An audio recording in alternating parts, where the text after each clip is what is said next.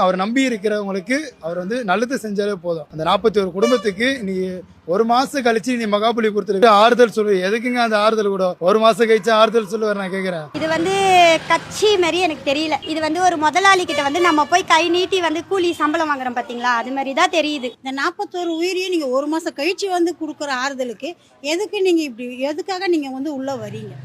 உங்களால முடிஞ்சா இறங்கி செய்யுங்க, இல்லையா விலகி போங்க, இருக்கிறவங்க செஞ்சுட்டு போட்டோம். இப்போ வந்து புதுசா என்னவோ நான் இருக்கிற இடத்துல நீங்க வந்து என்ன பாருங்க, நீங்க வந்து என்ன பார்த்தாதான் நான் உங்களுக்கு ஆறுதல் சொல்லுவேன்ற மாதிரி இருக்குல்ல. துயரமான சம்பவம் நடந்து விட்டது. அவரு எப்போ போனாரு?